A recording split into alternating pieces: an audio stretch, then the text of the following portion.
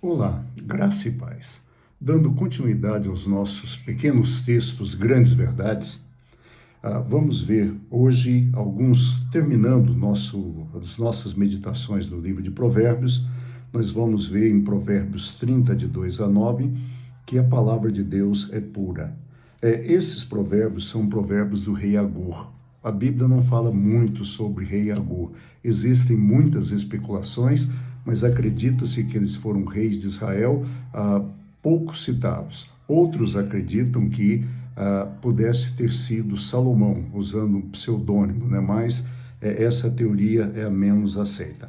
Começando pelo verso 2, o rei Agur diz assim: sou o homem mais tolo e não tenho o entendimento de um ser humano. Não aprendi a sabedoria, nem tenho conhecimento de Deus. Quem subiu aos céus e desceu? Quem ajuntou nas mãos os ventos? Quem embrulhou as águas na sua capa? Quem fixou os limites da terra? Qual é o seu nome? Qual é o nome do seu filho? Conte-nos se você sabe. Cada palavra de Deus é comprovadamente pura. Ele é um escudo para quem nele se refugia. Nada acrescente às palavras de Deus. Do contrário, ele o repreenderá e mostrará que você é mentiroso. Duas coisas te peço, me dês antes que eu morra. Mantenha longe de mim a falsidade e a mentira, e não me dês nem a pobreza nem a riqueza. Dá-me apenas o alimento necessário. Senão, tendo demais, eu te negaria e te deixaria e diria: quem é o Senhor? Se eu ficasse pobre, poderia vir a roubar, desonrando assim o seu nome. As palavras do rei Agur são palavras de grande sabedoria. É interessante notarmos que ele começa com essa discussão: quem conhece a Deus? Quem já viu a Deus? Quem subiu até os céus e desceu? Quem consegue ajuntar os ventos na mão? Quem consegue enrolar as águas?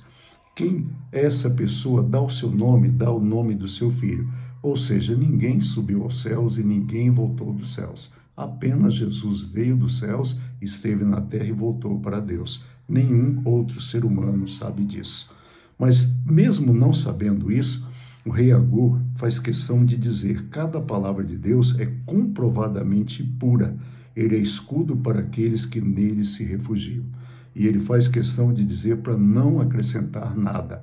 E o Evangelho de João termina dizendo isso, né? Lá no finalzinho do Evangelho de João, João diz que estas palavras foram escritas. Jesus fez muito mais do que isso, mas essas palavras foram escritas apenas para registrar aquilo que ele fez. Mas ai daquele que acrescentar algo às palavras do livro da vida. Então, essas são palavras que não devem ser acrescentadas.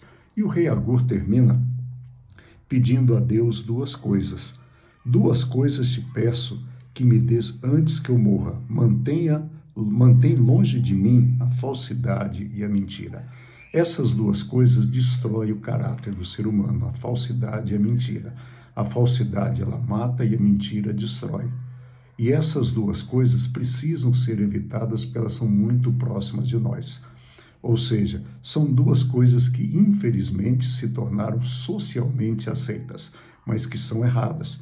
Ou seja, a mentira e a falsidade é aquele ato de a pessoa fingir que gosta quando não gosta, fingir que está quando verdadeiramente não está. Por isso, ele pede para que Deus o afaste disso.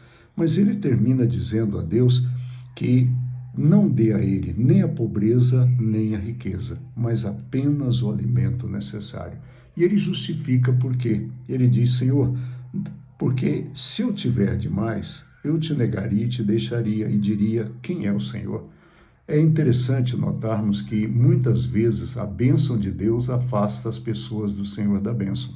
Algumas pessoas oram e pedem muito a Deus por uma bênção, e quando essa bênção chega, elas se afastam de Deus. Ou seja, a bênção de Deus, ao invés de ser bênção para elas, se torna em maldição. E algumas pessoas, quando eles têm em abundância, ao invés de serem gratos a Deus, eles se tornam ingratos para com Deus e começam a dizer: quem é Deus? Será que Deus existe? E ele diz mais: olha, não me des a pobreza, porque se eu ficar pobre, poderia vir a roubar e desonrando assim o nome do meu Deus. Ou seja, o perigo de, na necessidade, na extrema necessidade, ele vir a roubar. Cheira às vezes até um certo preconceito, né? Mas o pobre rouba? Não, não é isso que ele está dizendo. Ele está dizendo que, às vezes, a necessidade se tornasse tão grande que ele viesse a roubar. Por isso, ele diz para Deus o seguinte: dá-me apenas o alimento necessário. Isso chama-se contentamento. Senhor, dá só aquilo que eu preciso. Não me dá de mais, não me dá de menos. Só o estritamente necessário. E essa é uma oração boa. Timóteo fala aqui, Paulo fala em Timóteo capítulo 6, que algumas pessoas, querendo enriquecer, vieram a cair em grandes maldições e perderam as suas vidas. Por isso, o contentamento, estarmos contentes com aquilo que Deus nos deu. Não estou falando que você deve ser acomodado, não, não é isso. É você lutar, mas não se desesperar, não colocar isso acima de todas as suas prioridades. Amanhã, Renato estará com vocês e eu volto na quarta-feira. Fique em paz, que Deus te abençoe.